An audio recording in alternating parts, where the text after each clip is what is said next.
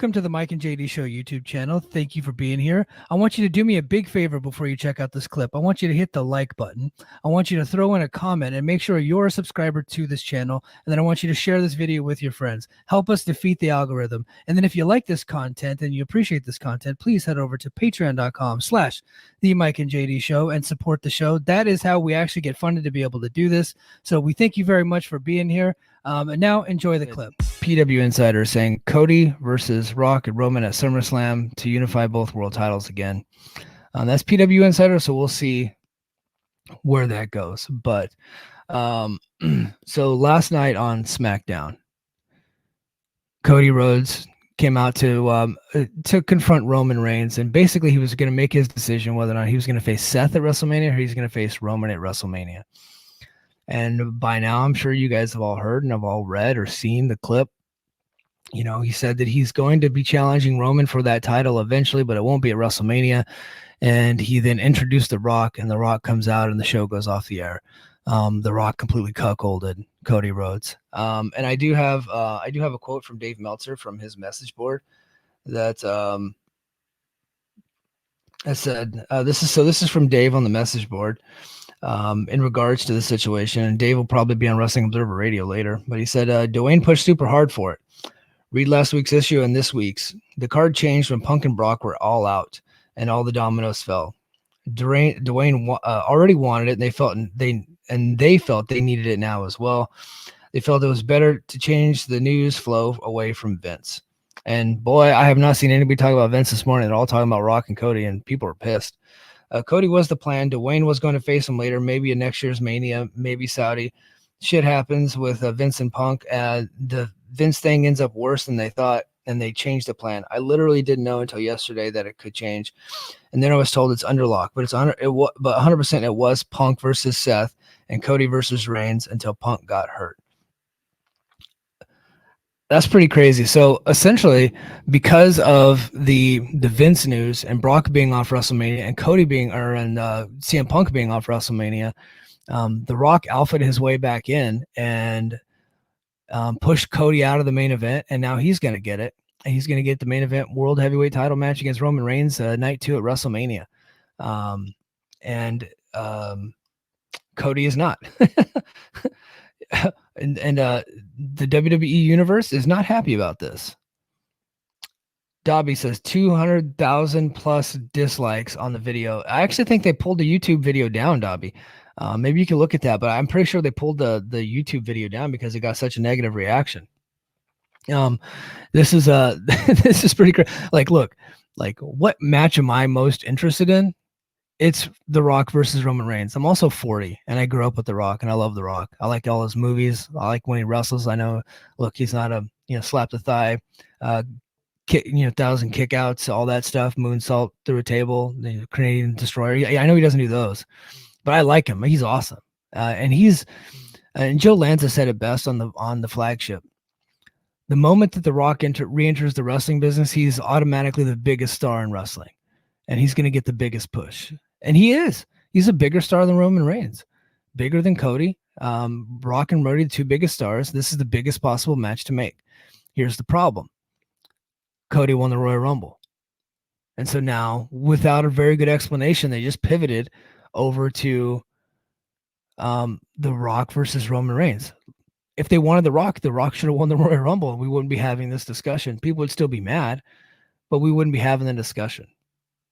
And so that's the whole, like, the story reason for it is like Cody is just like stepping aside. And like I said, step aside, let the man go through, let the man, I wish I could play that. I'd get kicked off of YouTube, but Soul Coughing, Super Bonbon, great song.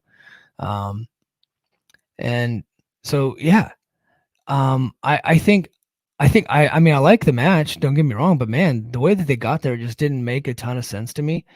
And it makes Cody look like a cuckold babyface and killed his momentum.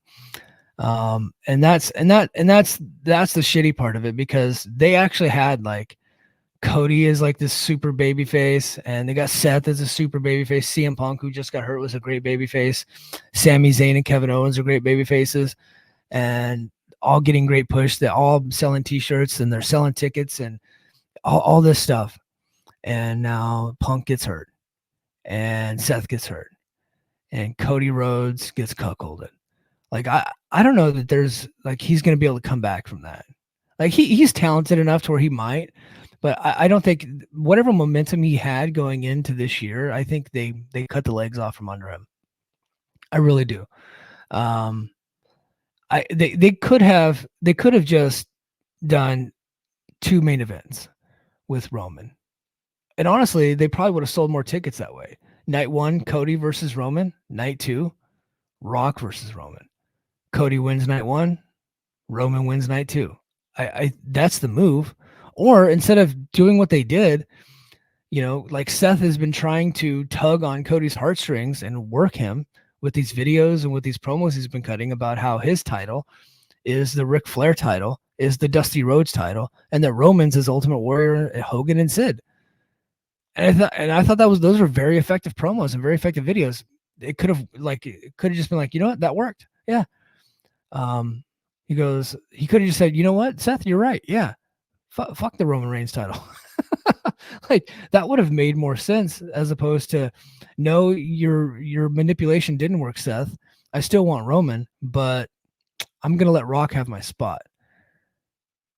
It makes no sense. It would be like, it'd be like the 49ers winning the NFC Championship game and be like, yeah, you know what? We won this match because Dan Campbell's an idiot. That's actually very true. Go Niners, by the way. It's like, we won the NFC Championship game because Dan Campbell was such an idiot, but those players deserve more. So what we're going to do is we're going to step aside and we're going to let the Lions have this shot. And we will just take on the Chiefs in opening day in 2024. That's what we're going to do. Like that's what that was. Now people are coming at me saying The Rock's too old. No, he's not. Like he's The Rock. Right? If you get The Rock, you put him in like the biggest match possible. Every other story doesn't matter. And you know what? This whole bloodline story has been about Roman and The Rock, and we're finally going to get the culmination of it. And I'm excited for I'm very interested in that. But they could do it a better way. they didn't have to do it the way that they did it, and the way that they did it just didn't make sense. And they essentially killed their top baby face. That's the thing. But okay. Let me get Dobby's in the chat. He says it could get booed like Goldberg versus The Rock. I don't think so. I think The Rock transcends Goldberg and Brock. I just don't see it. The fan base wants Cody. Nobody wants a retired Rock to get a run from a 3.5-year title reign, and nobody wants to see Roman continue on champions fighting match. I think you're wrong about people don't want to see The Rock. I think they do. I think they're just mad that Cody didn't get his shot. And that was after they had Roman completely bury the other. Yeah. And so thank you for bringing that up, Dobby. Yeah. Like Roman accurately buried Seth's bronze title, the consolation prize, because Roman had the unified title, and because nobody could beat him, they created a new one, right? And he buried it. So now there's I know that they can change people's minds, but like in my eyes, there's no reason to watch Seth Rollins defend his title after getting buried. Yeah, I think that makes sense. And then he said, age isn't the issue. The issue is he sucks wind after one spine buster. Yeah, he's going to have to get himself into better shape. But they'll have, look, it's going to be a Roman Reigns match. It's not going to be a 5-star classic. But you're going to get The Rock in the ring. And I think that's going to get more eyeballs than anything possible. When you get The Rock, you put him in the ring because he's the biggest star. He's everything that TKO wants, and he's also on the board of directors now, and he's gonna generate the most eyeballs, and that's what those people care about. I am far more interested in Rock versus Roman than I am Cody versus Roman. But if now I'm not interested in Cody at all because of what he just did. He just stepped aside and let The Rock have a spot. That was so weak. It was so weak. Now what do they do with Cody? So do they do Cody versus Seth now? Like they just totally diminish the Seth title. That doesn't make any sense. But I think that's the only move they go to. I don't know. I don't know if they're gonna do a match at Saudi But Gerard just said, PW Insider's reporting that they're going to unify the title. So I'm thinking what they do is Cody versus Seth, and Seth wins. And then, yeah, they do Cody versus Seth, and not Seth wins. Cody versus Seth, night one.